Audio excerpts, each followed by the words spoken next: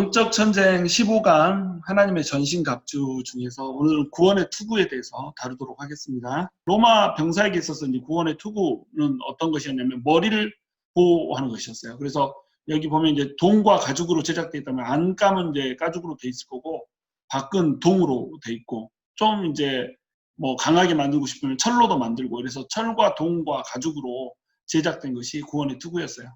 익히 뭐 알듯이 머리를 보호하는 것이고 이 머리 뒤쪽에는 이렇게 목을 보호하는 보호대가 있다고 그랬죠. 그래서 칼로 치면 머리도 보호하고 목도 보호하고 그다음에 이제 위에서 뭐 떨어지는 거 뭐 이런 거 있잖아요.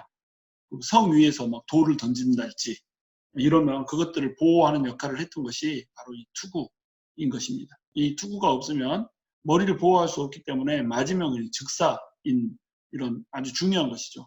근데 이 머릿속에는 뇌가 있잖아요. 그래서 구원의 투구를 쓰라 이렇게 얘기한다는 것은 이제 우리의 정신 이것을 보호하라, 결국 마음을 보호하라 이런 뜻이 되겠죠.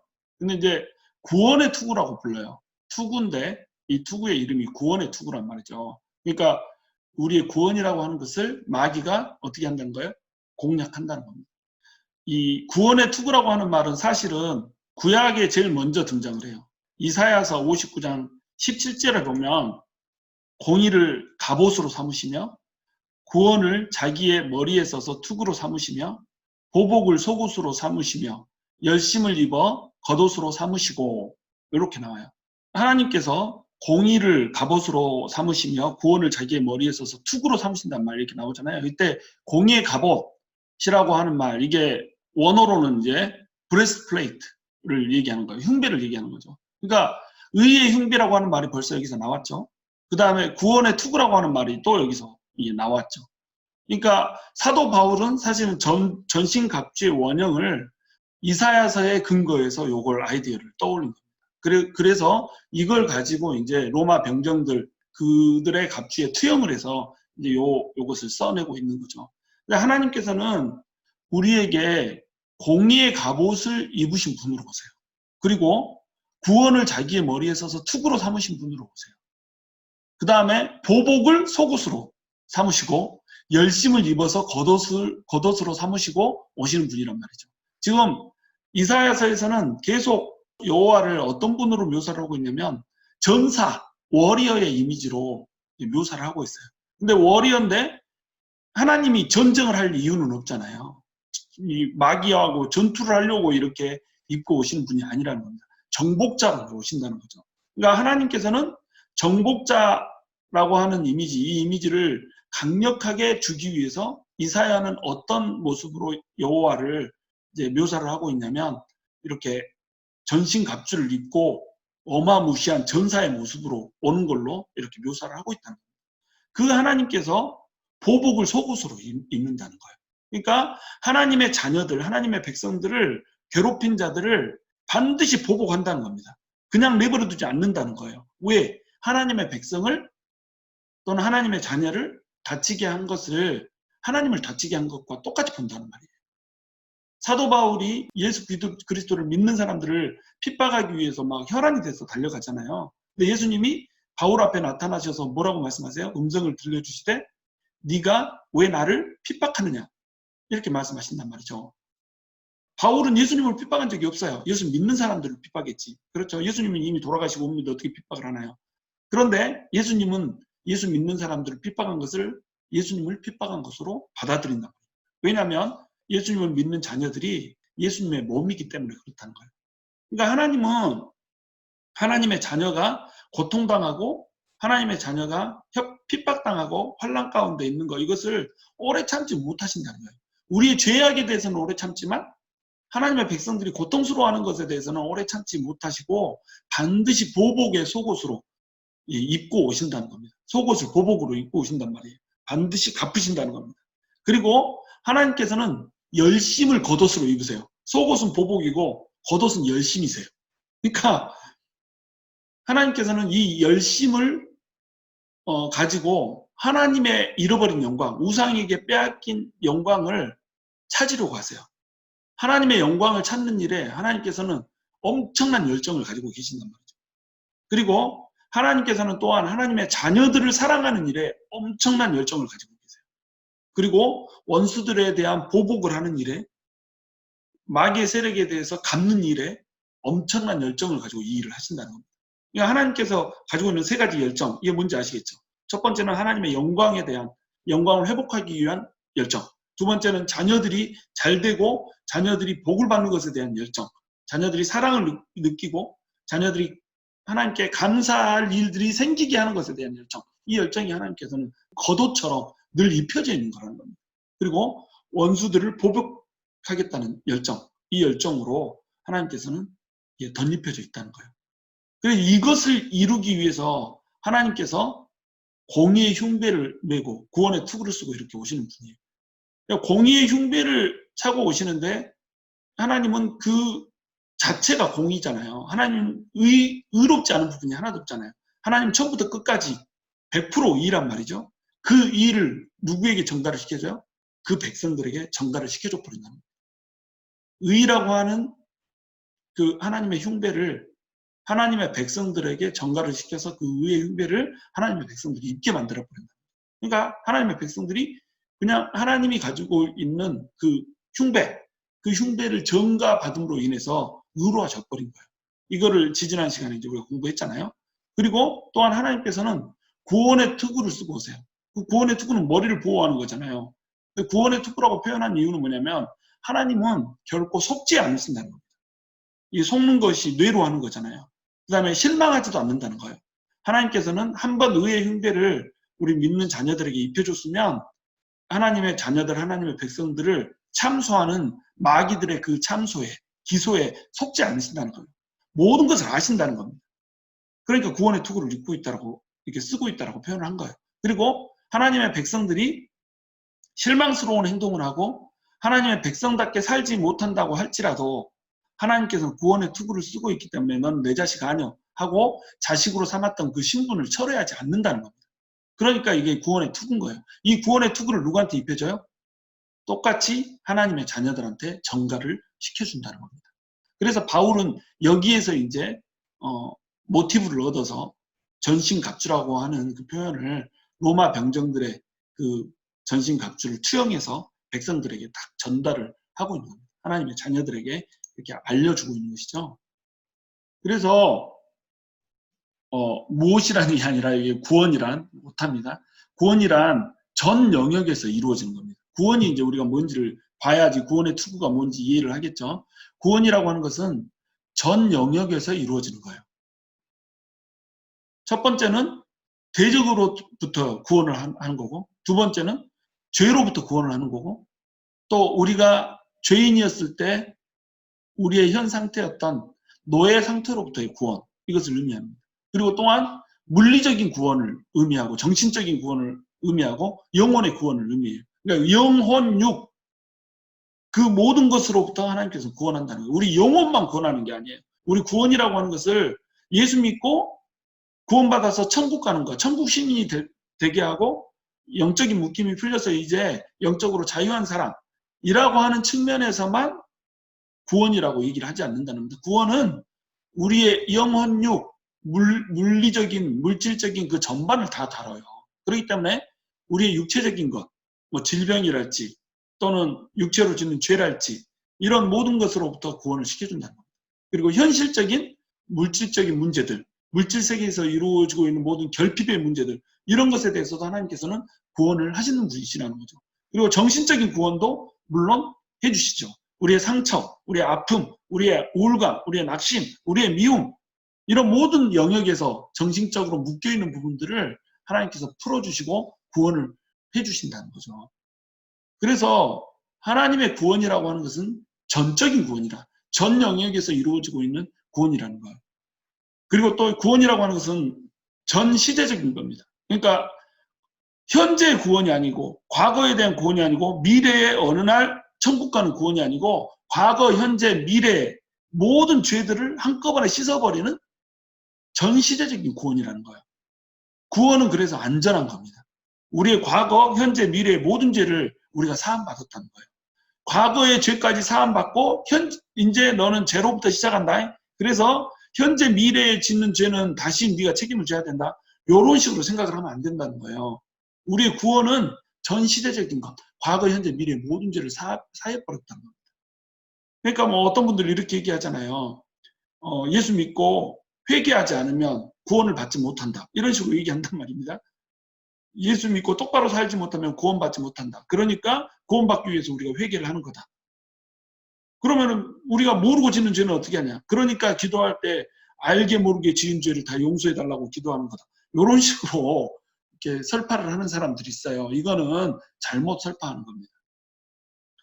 하나님께서는 과거, 현재, 미래의 우리 모든 죄를 다 사하셨어요. 우리가 회개를 하는 이유는 뭐냐면, 회개를 하는 이유는 구원을 놓치기 때문에 회개하는 것이 아니고 하나님의 뜻대로 살기 위해서 하나님한테로 돌이키는 것, 그것이 바로 회개라는 거죠. 요한복음 5장 24절에서는 이렇게 얘기를 해요. 내가 진실로 진실로 너희에게 이르노니 내 말을 듣고 나 보내신 이를 믿는 자는 영생을 얻었고 심판에 이르지 아니하나니 사망에서 생명으로 옮겼느니라. 요한복음 5장 24절 말씀입니다. 524, 우리를 이사시켰어요. 어떻게 이사시켰어요? 사망에서 생명으로 이사를 시켜버렸어요. 정죄에서 심판에서 심판이 없는 상태로 이사를 시켜버렸어요. 멸망하는 자리에서 영생하는 자리로 이사를 시켜버렸어요. 그것이 우리의 변화라는 거예요. 예수를 믿으면 우리한테 변화가 오는데 그 변화는 과거, 현재, 미래의 변화를 다 포괄하는 것입니다. 우리는 죽었던 자였는데 생명을 얻은 자, 영생을 얻은 자로 옮겨버렸어요. 그러니까 이 과거의 변화가 일어났죠. 그 다음에 이 생명으로 옮겼기 때문에 이 영원한 생명을 우리가 언제부터 누려요? 지금 예수를 믿는 순간부터 영원까지 영생이라고 하는 것을 누리는 거예요. 이게 현재의 변화예요. 그리고 우리는 장차 있을 그 심판의 날에 심판을 받지 않게 돼요. 이게 미래의 변화입니다. 우리는 심판을 받았어야 됐거든요. 근데 미래 때 심판도 받지 않게 되는 상태로 이르게 된다는 겁니다. 그러니까 구원이라는 것은 뭐예요? 전 시대적인 거랍니다. 과거, 현재, 미래를 통틀은 구원이라는 거예요. 다음에 이제 우리가 살펴볼 것은 구원의 세 가지 측면인데 첫 번째 구원은 어떤 구원이냐면 칭의 구원이에요. 우리가 예수님을 믿지 않는 상태예요. 이렇게 이 파란 선, 십자가를 만나기 전까지는 예수님을 만나기 전 상태예요. 이 상태는 멸망에 이르는 상태입니다. 구원이 없는 상태, 죄에 묶인 상태, 마귀에 묶여진 상태, 노예 상태, 이런 상태예요. 이 상태에서 우리가 십자가를 만나요. 예수님을 만납니다. 그러면 우리는 바로 즉각적으로 구원을 얻어요. 예수를 만나고 나서 죽으면 또는 예수를 만나는 그 순간에 즉각적으로 우리는 천국 시민권자로서 타이틀이 주어지는 거예요. 신분이 확 변화되는 겁니다. 그래서 요 별표 있듯이 우리는 그냥 구원을 쫙 받는 거예요. 우리의 행위와 상관없이, 우리의 공로와 상관없이, 우리의 공적과 상관없이, 우리의 헌신도와 상관없이, 우리의 믿음의 깊이와 상관없이 예수를 믿으면 우리는 구원을 받아요. 이것을 칭의 구원이라고 불러요. 또는 기본 구원이라고 불러요. 그러니까 우리를 의롭다고 칭해 주신 예수님의 구원이라는 거죠. 두 번째는 이제 그럼에도 불구하고 우리가 구원을 받은 자답게 이제 살아야 되거든요. 구원을 받았는데 구원을 받은 자답게 우리가 살지를 못하다는 거예요. 더라는 거예요.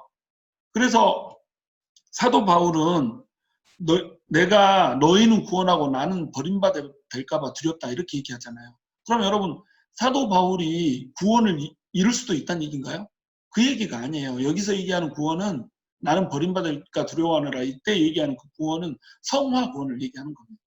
하나님한테 쓰임받지 못하는, 하나님한테 영광을 입지 못하는 그 구원을 얘기하는 거예요. 그래서 우리는 예수를 믿고 나서 바로 구원을 얻지만 예수를 믿는 자답게 성화를 이루면서 살아요. 어떤 사람은 거의 변화 없이 살죠. 어떤 사람은 조금 변화되게 살죠. 어떤 사람은 엄청난 변화를 이루면서 살죠. 이것을 우리는 성화라고 부르는 겁니다. 점점 어떻게 해요? 예수님의 형상을, 하나님의 형상을 닮아가는 삶을 살아야 된다는 거예요. 두렵고 떨림으로 이걸 이루어야 된다는 겁니다. 그리고 나서 우리가 딱 죽을 때 우리는 호련히 영화스러운 몸으로 변하게 돼요. 그걸 이제 영화, 구원 이렇게 부르는 겁니다. 그러니까 구원에는 칭의, 성화, 영화라고 하는 세 가지 측면의 구원이 있다는 거예요. 구원을 우리가 받았으면, 예수를 믿었으면 구원을 받았지만 구원을 받았다고 해서 그것으로 끝나는 것이 아니라 구원을 받은 자답게 살아야 되는 그 구원을 두렵고 떨림으로 이루어야 되고, 얼마나 우리가 그것을 많이 이루었냐에 따라서 영화가 결정이 된다는 겁니다. 우리가 성화를 얻은 그 정도에 따라서 영화라고 하는 것이 결정이 돼요. 우리가 이제 나중에 말씀으로 그걸 다시 볼 텐데, 그래서 구원에는 세 차원이 있다. 칭의 구원. 에베소서 2장 8절에서는 이렇게 얘기해요. 너희는 그 은혜에 의하여 믿음으로 말미암아 구원을 받았으니 이것은 너희에게서 난 것이요 아니요 하나님의 선물이라. 구원이 뭐라고 그래요? 하나님의 선물이라는 겁니다. 하나님의 선물이라는 말은 무슨 말이에요? 공짜라는 말이잖아요. 선물을 줬는데 이걸 돈을 페이하면 선물인가요? 선물이 아니지. 공짜라는 거예요. 은혜라고 하는 거 이 자체가 공짜라는 의미를 포함하고 있어요. 은혜, 그레이스잖아요. 그레이스 영어로 뭐 gratitude 이거하고 이게 똑같잖아요. 그 어원이 gratitude는 팁이라는 뜻이거든요. 팁을 공짜로 주지 뭐 어떤 보상을 받고 주는 게 아니잖아. 그러니까 은혜라고 하는 것은 공짜고 선물이라는 거죠. 그러니까 은혜는 우리의 공적과 상관없이 우리가 뭔가를 페이해야 되는 것과 상관없이 그냥 우리에게 임해버리는 거예요. 우리 구원은 은혜로 받는 겁니다. 근데 뭘로 받아요? 믿음을 통해서, 믿음으로 말미암아서 구원을 얻게 되는 겁니다. 그것을 뭐라고 하냐면 칭의 구원이라고 한다는 거예요. 우리의 행위에 따라서 구원이 바뀌어지지가 않아요. 변개되지가 않아요. 취소되지가 않아요. 그 다음에 이제 두 번째는 성화 구원입니다. 빌립보서 2장 12절에서는 이렇게 얘기해요. 그러므로 나의 사랑하는 자들아 너희가 나 있을 뿐 아니라 더욱 지금 나 없을 때에도 항상 복종하여 두렵고 떨림으로 너희 구원을 이루라. 이렇게 얘기합니다. 우리는 구원을 이루어야 돼요. 구원을 이룬다. 이 말이 뭐냐면 우리의 공적으로 구원을 이제 아직 구원받지 못한 사람이 구원을 얻어가기 위해서 착한 행위를 한다. 이 말이 아니에요. 구원을 이룬다. 이 말은 뭐냐면 성화되어 간다는 얘기입니다. 여기서 얘기하는 구원은 성화 구원이라는 거예요. 너희가 하나님을 두렵고 떨림으로 닮아가라는 거예요. 왜냐하면 우리에게 영화가 있기 때문에 그래요. 영화가 기다리고 있기 때문에. 영화 구원. 고린도전서 15장 51절에서 보면 이렇게 나옵니다. 보라 내가 너희에게 비밀을 말하노니 우리가 다 잠잘 것이 아니요 마지막 나팔에 순식간에 호련히 다 변화를 되리니 이렇게 나옵니다. 우리는 마지막 날 예수님이 재림하실 때 나팔이 불면 그 나팔 소리에 의해서 호련하게 이 영광스러운 존재로 모든 사람들이 변화되게 될 것이라는 겁니다. 믿는 사람들은 다 여기서 이제 우리는 어떤 사람이에요? 믿는 사람이잖아요. 믿는 사람들은 그냥 자고 있는 게 아니에요. 나팔이 불면 영광스럽게 변화가 된다는 겁니다. 그래서 구원이라고 하는 것은 전 시대적인 것이고 또 구원이라고 하는 것은 세 가지의 측면을 가지고 있는 것이다. 이걸 우리가 알고 있어야 된다는 겁니다. 그래서 자 우리가 구원의 투구를 쓰라 라고 하는 말을 성경에서 하고 있다라고 할 때 이 구원의 투구, 왜 구원의 투구를 써야 되는가? 그것은 마귀가 공격하는 포인트가 바로 구원이기 때문에 그래요. 마귀는 첫 번째로 칭의라고 하는 부분을 공략 포인트로 삼아요. 그래서 우리의 구원의 확신을 흔들어 버립니다. 우리가 하나님의 은혜로 구원을 받았잖아요. 근데 여기에다가 자꾸 행위를 타거든요. 네가 뭐 구원 받았을지 감히 네가 어떻게 알아? 이런 식으로 얘기를 해버리는 겁니다. 그래서 구원의 확신이 흔들려 버려요. 그러니까 확신도 없고 확신이 없다 보니까 열정도 없고 이렇게 돼버리는 거죠. 두 번째로 성화라고 하는 부분을 이제 공략을 합니다. 이게 공략 포인트의 두 번째예요. 구원의 투구를 써야 되는 이유. 성화라고 하는 성화 구원의 부분을 공략을 해버립니다. 그러니까 너희들은 너는 어차피 성화될 수 없잖아. 어차피 뭐 열심히 산다고 해서 하나님을 완전히 닮을 수는 없잖아. 우리는 어차피 죄인이잖아. 그냥 마음대로 살아. 이래서 이렇게 막 꼬셔가지고 속여가지고 우리가 하나님의 품성을 담지 못하게 이렇게 막아버린다는 거예요. 두 번째로 이제 반대로 이제 어떤 거냐면 너 예수 믿었는데 뭐 그따구로 사냐? 이렇게 해가지고 뭐 그래서 구원 받겠어? 네가 그 모양 그 꼴인데 너 구원 받은 사람 맞아? 성화라고 하는 부분이 이루어지지 않으니까 결국 어디로 가버려요? 칭의라고 하는 부분까지 흔들어 버린다. 이게 이제 공략 포인트인 거죠. 그 다음에 세 번째 공략 포인트는 뭐냐면 영화입니다. 영화.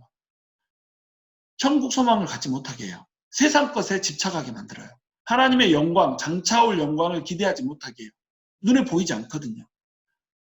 천국이라고 하는 것이 눈에 보이지 않잖아요. 그러니까 구원이라고 하는 것을 어디다 제약을 시켜버려요? 현재 삶에다 제약을 시켜버려요.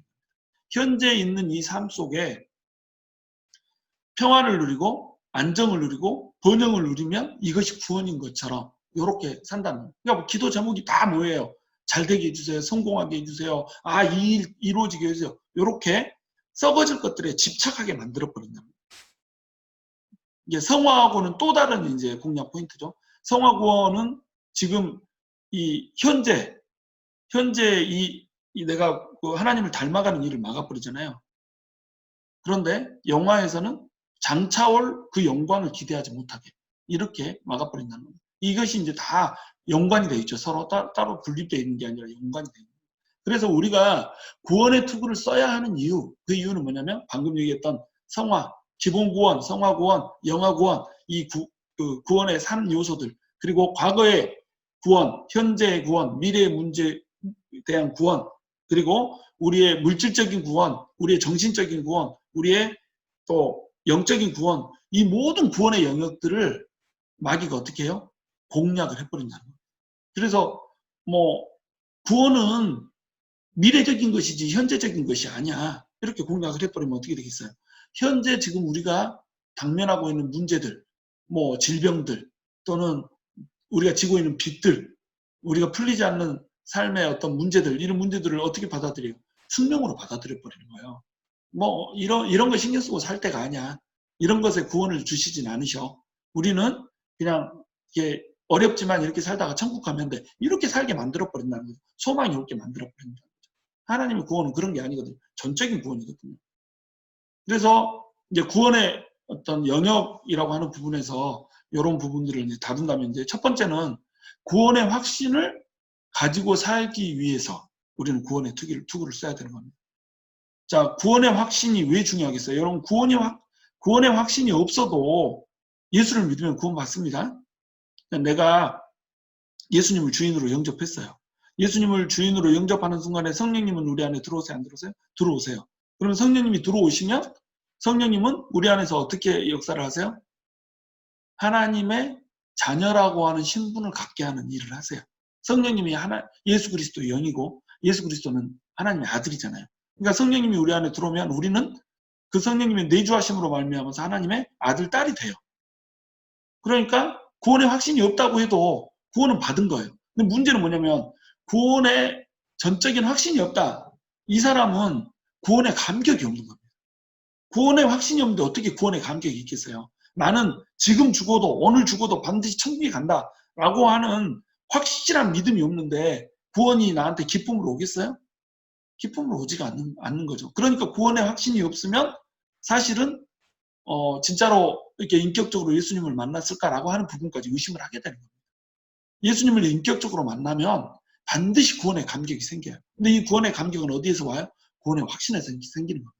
나는 지금 죽어도 천국에 갈 수 있다 이거예요. 그러니까 죽음이 옛날 그 두려움의 그 끝판왕이었던 죽음이 더 이상 두려움의 대상이 되지 않는다는 거예요. 물론 죽는 순간에 대한 두려움은 있죠. 그러나 죽음 그 자체, 죽고 나서 내가 내 삶이 어떻게 될 것인가, 그 훈일이 어떻게 될 것인가라고 하는 것에 대한 두려움은 없어진다는 거예요.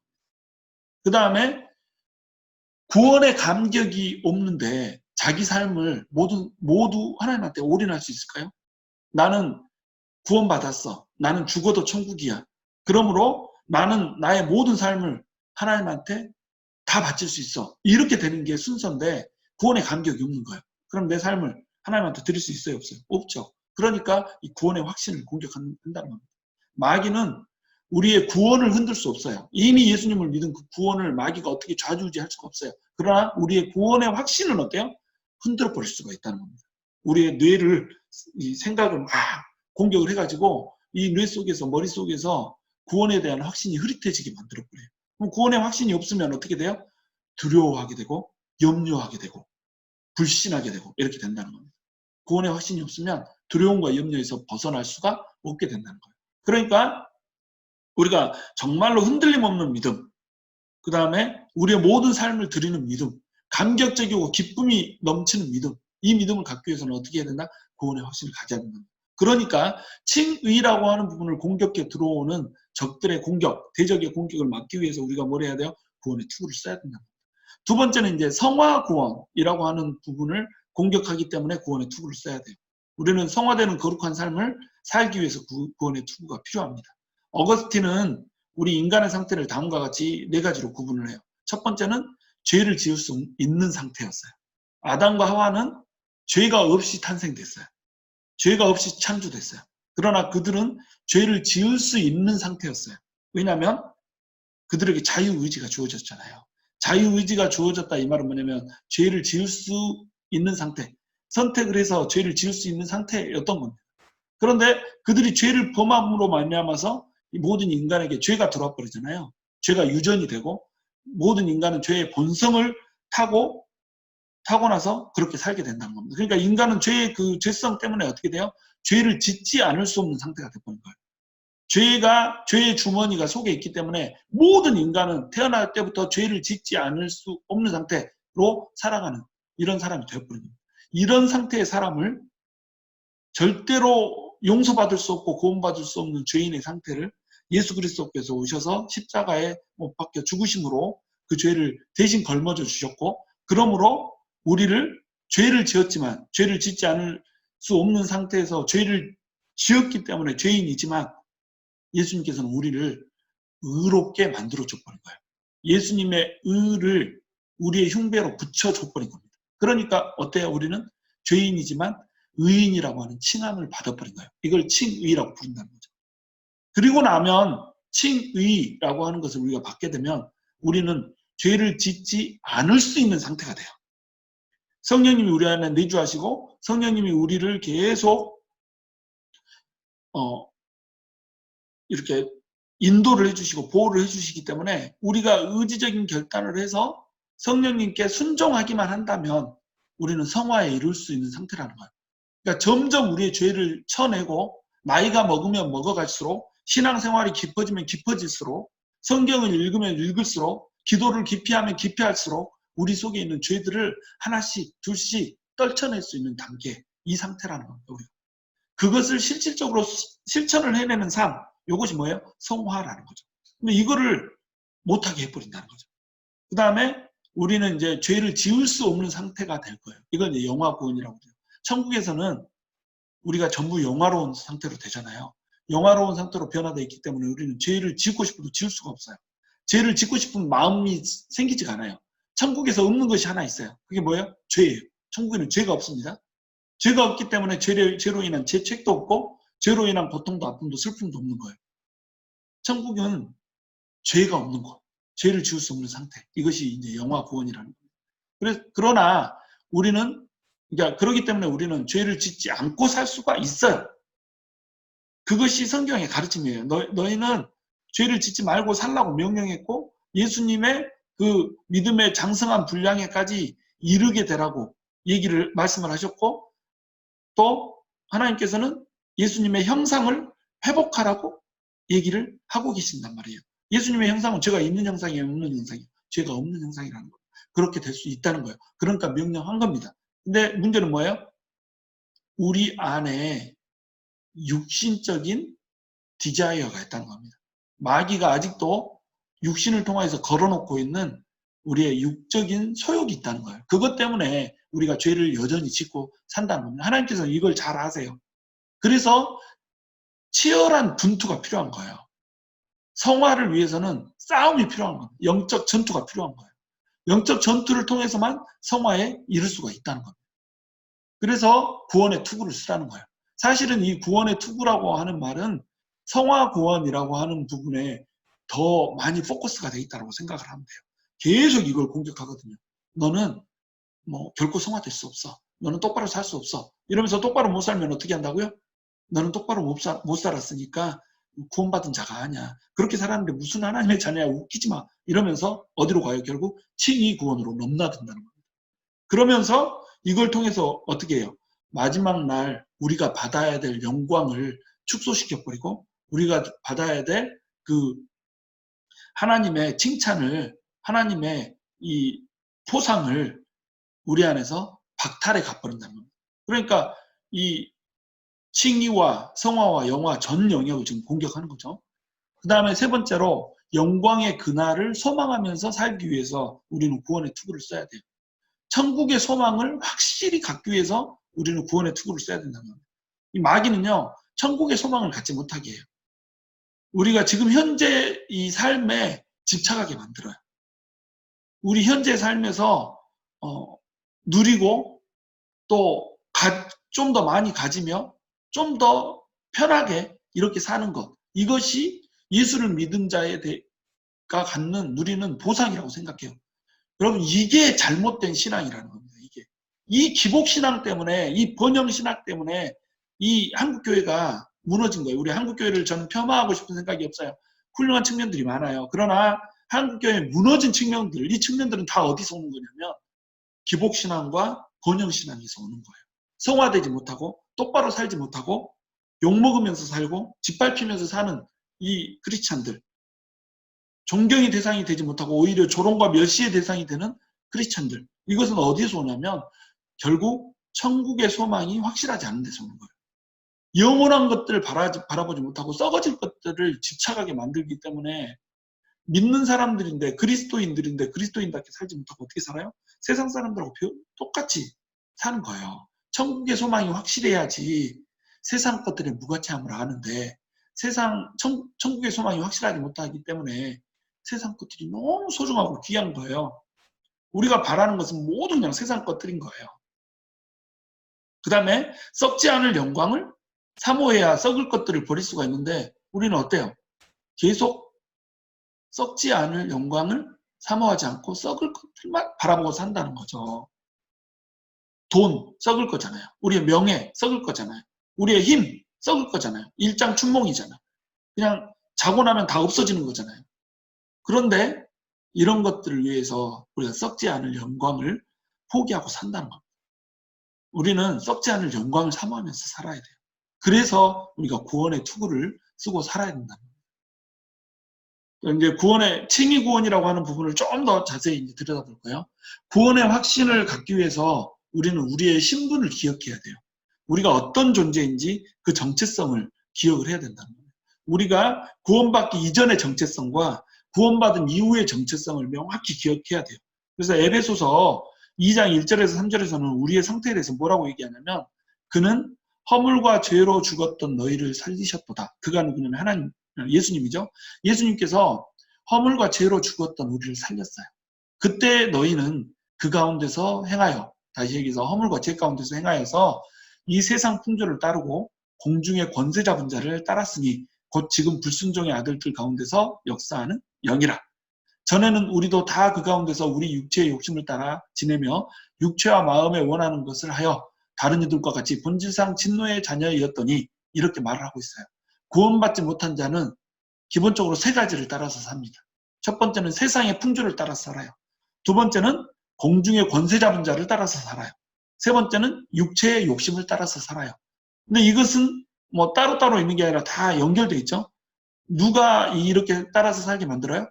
공중의 권세 잡은 자가 이들을 주인으로 삼고 있다는 겁니다. 이들의 주인이라는 거예요.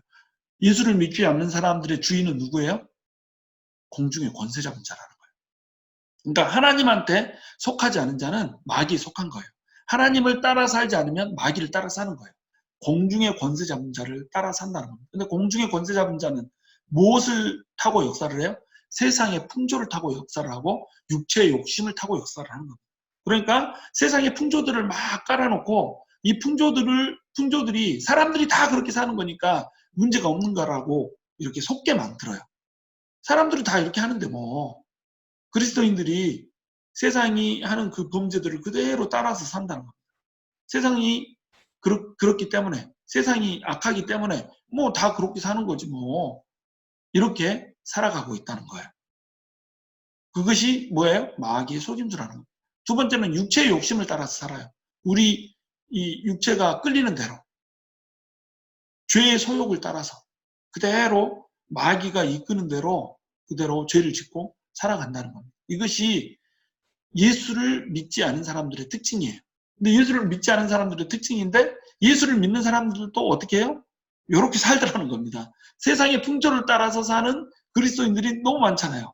육체의 욕심을 따라서 사는 그리스도인들이 너무 많잖아요. 근데 그렇게 사는 것은 결국 뭐다? 하나님을 따라서 사는 게 아니라 공중의 권세 잡은 자를 따라서 사는 삶이라는 거예요. 정체성은 하나님의 아들이라고 하는 신분을 얻었는데 살아가는 삶의 정체성은 어떻게 살아가요? 마귀의 자식처럼 살아간다란 말이죠. 하나님의 아들이 마귀의 아들처럼 살아가는 거예요. 얼마나 이 꼴이 우습냐 이거죠. 하나님의 뜻이 아닌 이것들을 따라 사는 것은 하나님이 뭐라고 불러요? 진노의 자녀다 이렇게 불러요. 그러니까 우리는 본질상 진노의 자녀였어요. 공중의 권세 잡은 자를 따라서 살았기 때문에 공중의 권세 잡은 자는 결국 하나님한테 심판을 받아서 지옥 불구덩이에 던져질 자들이거든요. 그러니까 이들을 따라서 살면 어때요? 이들의 소유기 때문에 같이 지옥의 불구덩이로 던져지는 거예요. 세상 풍조를 따라서 살고 육체의 욕심이 다인 것처럼 그렇게 따라서 사는 자들은 전부 다 진노에서 벗어날 수가 없다는 겁니다. 근데 우리는 진노에서 벗어났거든요. 하나님께서 진노에서 우리를 건지셨거든요. 뭘 통해서? 은혜를 통해서. 인간은 자기 스스로 절대 이 진노에서 벗어날 수가 없어요. 인간은 아무리 착하게 살아도 세상의 풍조에 따라서 살 뿐이에요. 세상의 풍조에 따라서 세상의 가치관에 입각해서 착하게 살 뿐이에요. 그러니까 어차피 죄인이에요. 육체의 욕심을 따라서 살 뿐이에요. 어차피 죄인인 거예요. 도덕적으로 산다고 하더라도 이 도덕심 이면에는 뭐가 있냐면 내 도덕적인 욕구를 채우고자 하는 욕심도 있어요. 그러니까 하나님과 관계없는 도덕이라는 거죠. 하나님과 관계없는 윤리고 이 윤리마저도 이 도덕마저도 결국 나의 욕구를 채우는 거란 말이에요. 아 나는 도덕적이야. 아 나는 사람들하고 좀 달라. 아 나는 좀 더 고등한 동물이야. 고등한 인간이야. 이런 식으로 자기 욕심을 채우는 수단이란 말이죠. 그러니까 이것도 하나님 없이 도덕을 행하는 거, 하나님 없이 착한 거, 이것도 본질적인 죄예요. 이거를 사람들이 알지 못한다는 겁니다. 그러니까 인간은 자기 스스로 이 진노에서 벗어날 수가 없는 거예요. 그래서 하나님께서는 은혜를 우리에게 준 겁니다. 은혜로 믿음을 통해서 구원받게 이렇게 하신 거죠. 그래서 구원은 그리스도와의 연합을 통해서만 이루어지는 것이다.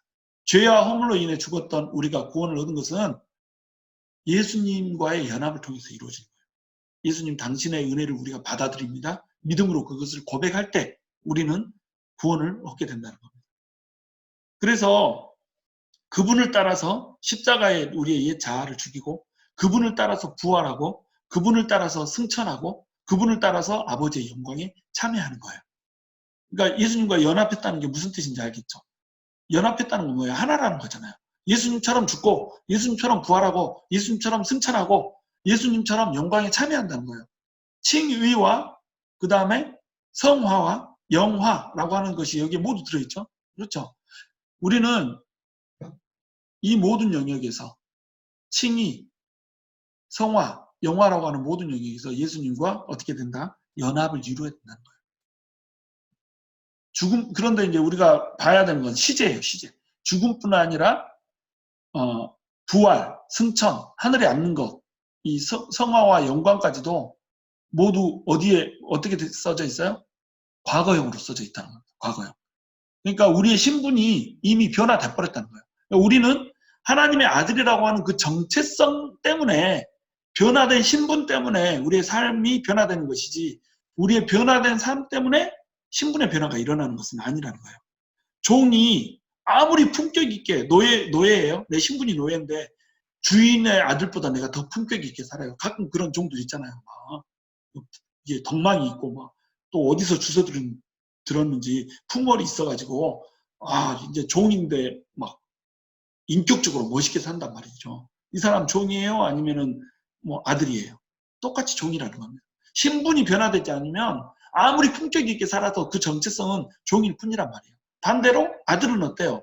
조금 삶의 질이 떨어져도 아들은 아들이란 말이죠. 근데 어떤 아들이 훌륭한 아들이에요? 어떤 아들이 정말 이 부모에게 기쁨이 되는 아들이에요? 아들이 아들답게 살 때, 주인의 아들이 주인의 아들답게 살 때, 이럴 때 이 주인의 기쁨이 되더라는 거죠. 그러니까 구원의 투구를 쓴다는 것은 어떤 거예요? 정체성을 망각하지 않는다는 겁니다. 첫 번째는 뭐냐면 우리가 하나님의 아들이라고 하는 그 정체성을 망각하지 않고 살아간다는 거예요. 정체성을 망각하지 않는다는 건 뭐예요? 마귀가 계속 구원을 가지고 우리를 참소해도 우리는 구원받은 자야. 나는 죽어도 천국이야 라고 하는 이 정체성을 망각하지 않는다는 거죠. 그게 칭의죠. 두 번째는 성화예요. 구원을 받았으면, 그래서 하나님의 아들이 됐으면 하나님의 아들답게 좀 살란 말이죠. 하나님의 자녀답게 좀 살란 말이죠. 우리 인생을 살아가면서 우리가 인생에서 나는 하나님의 아들이다, 하나님의 딸이다, 이 자부심을 갖고 살아가요? 하나님의 아들답게, 하나님의 딸답게 죄짓지 않고 거룩하게 세상 것 바라보지 않고 영광스럽게 이렇게 살아가요? 정체성을 갖는다고 하는 게 그겁니다. 많은 사람들이 그냥 칭의에 대해서만 정체성을 가져요. 나 그래도 하나님 구원 받았어. 이렇게 여기서 만족을 해요. 이렇게 살지 말라는 거예요. 구원의 투구를 쓴다는 것은 뭐냐면 나 하나님의 아들이야.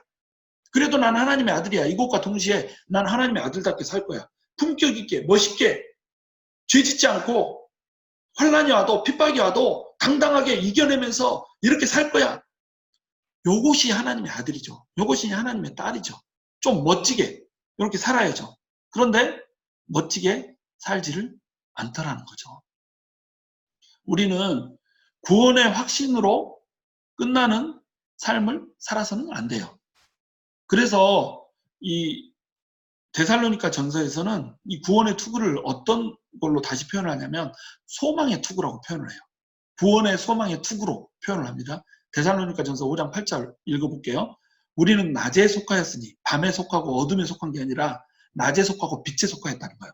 그러니까 정신을 차리고 믿음과 사랑에 허신경을 붙이고 구원의 소망의 투구를 쓰자. 소망의 투구를 쓰자는 거예요.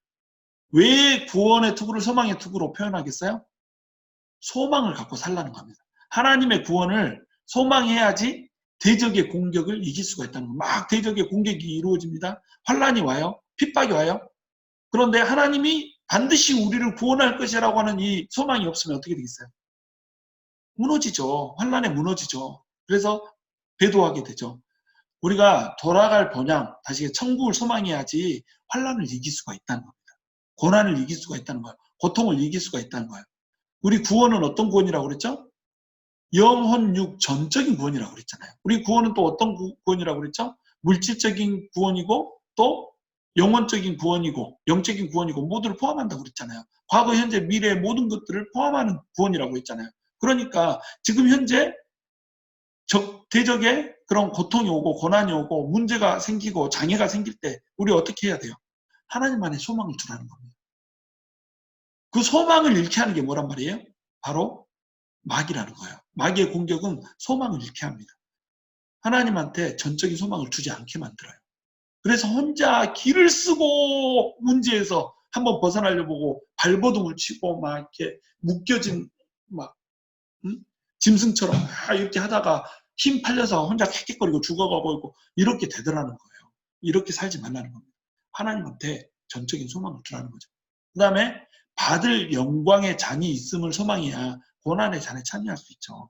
지금 우리가 가진 것들을, 물질을 하나님한테 막 드리고 우리의 시간을 하나님한테 드리고 심지어는 우리의 생명까지도 하나님한테 드리고 이렇게 살 수 있는 이유가 뭐예요? 받을 영광의 잔이 있다는 것을 알기 때문에 그렇잖아요. 영광의 잔을 소망해야 고난의 잔에 참여할 수가 있다는 겁니다. 천국의 소망이 확실해야 성화를 이루는 삶에 전력을 다할 수가 있다는 거예요. 그러니까 소망의 투구로 표현을 합니다. 소망의 투구를 쓰지 않으면, 다시 해서 구원의 소망의 투구를 우리가 장착하지 않으면 우리는 현재의 삶에서 그리스도의 자녀처럼 자녀답게 이렇게 살 수가 없다는 거예요.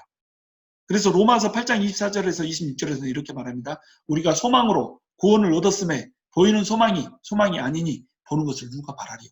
소망은 눈에 보이지 않아요. 그러나 눈에 보이지 않지만 우리는 명확히 이것을 바라본다는 겁니다. 만일 우리가 보지 못하는 것을 바라면 참음으로 기다릴지니라. 보지 못하는 것을 우리가 바라고 있다는 거예요. 우리 눈에 보이지 않는 것을 소망으로 품고 있다는 거예요. 그러니까 인내하면서 참으면서 이걸 기다릴 수가 있다는 거죠. 이와 같이 성령도 우리의 연약함을 도우시나니 우리가 참음으로 기다릴 때 성령님께서 우리를 그냥 놔두지 않으세요. 우리가 마땅히 기도할 바를 알지 못하지만 성령님께서 지금 이 시간에도 알지 못하는 탄식으로 우리를 위하여서 친히 간구하고 계시다는 말이죠. 여러분, 우리가 소망을 두고 하나님 앞에 소망을 두고 지금 우리가 당면하고 있는 모든 문제들, 아픔들, 이것들을 위해서 간구하고 기도하잖아요. 우리의 간구하고 기도하는 그 영역을 뛰어넘은 기도, 우리보다 더 잘 아시고 우리의 모든 내면의 영혼의 깊은 상처와 갈망까지도 아시는 그 주님께서 우리를 위해서 대신 탄식으로 강구를 해주신다는 겁니다. 이게 얼마나 소망을 주는 말이냐 말이죠. 그 투구를 우리가 써야 된다는 거예요. 그래서 히브리서 6장 19절에서는 소망을 뭐라고 표현하냐면 영혼의 닻이라고 표현을 해요.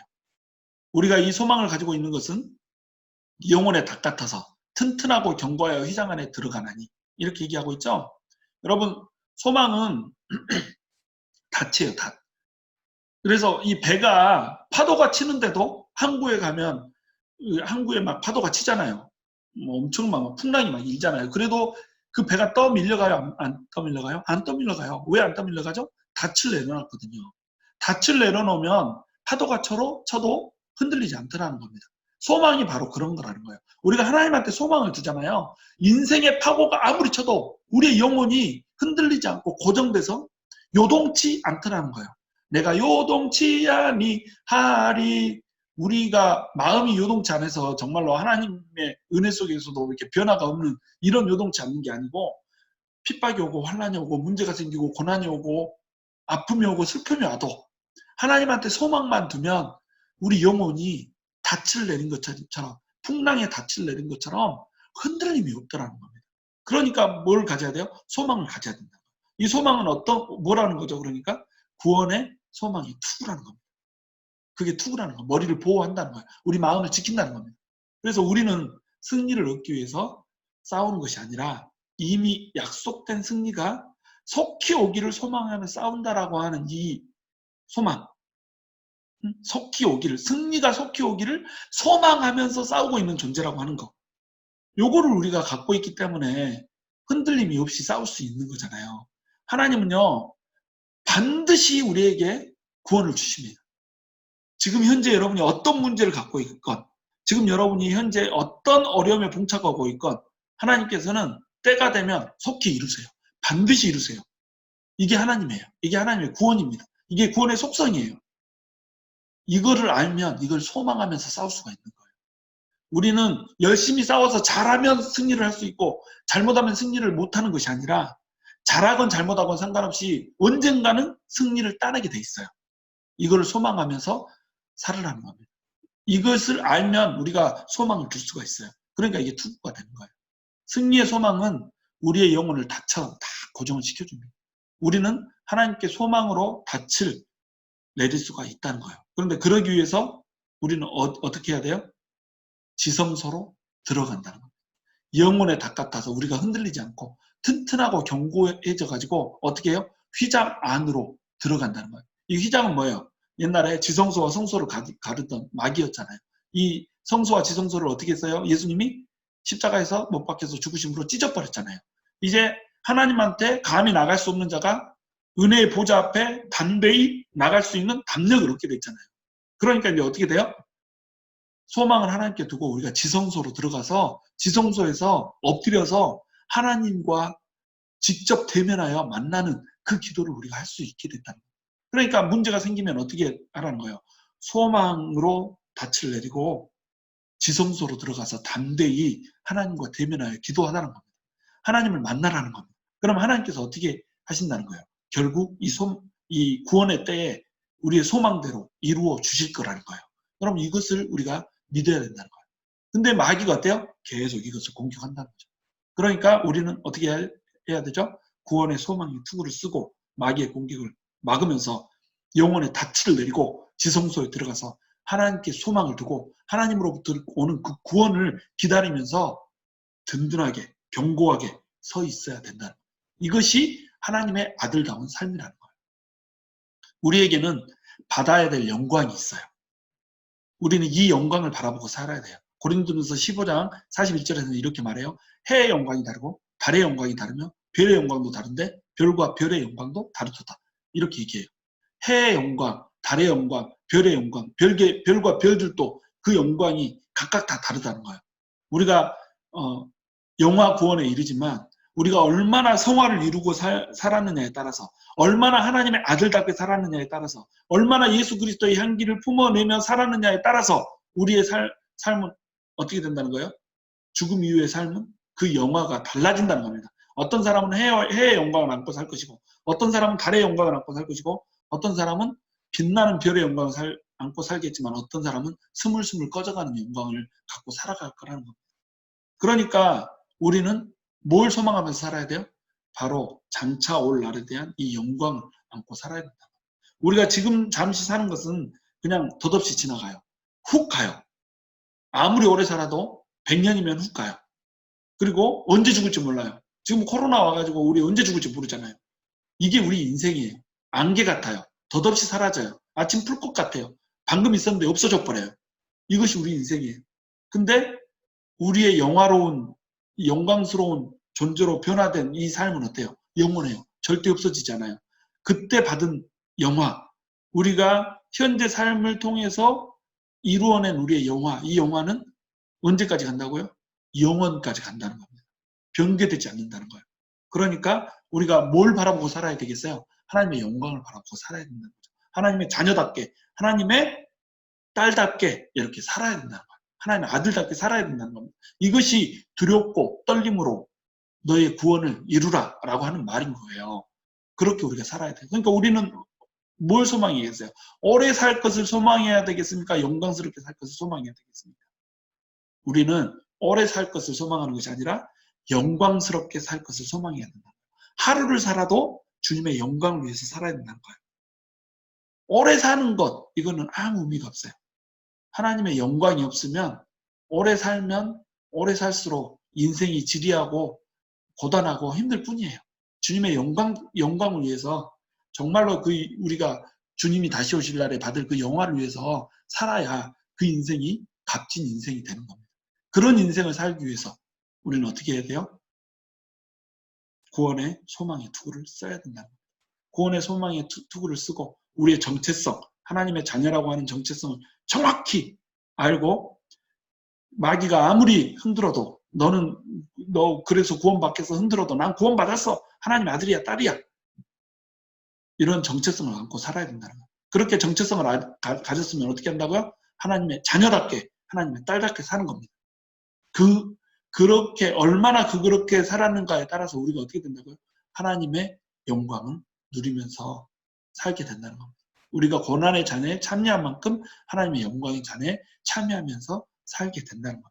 여러분, 그러므로 구원의 투구를 쓰라 이 말은 무슨 얘기냐면 너희의 삶의 방향을 정확히 정하라는 겁니다. 하나님의 영광을 위해서 우리의 모든 것을 올인하면서 살라는 것 뜻이에요. 정확한 인생의 목적을 갖고 살라는 뜻입니다. 우리가 그렇게 사는 하나님의 자녀들 되기를 주님의 이름으로 축원합니다. 아멘.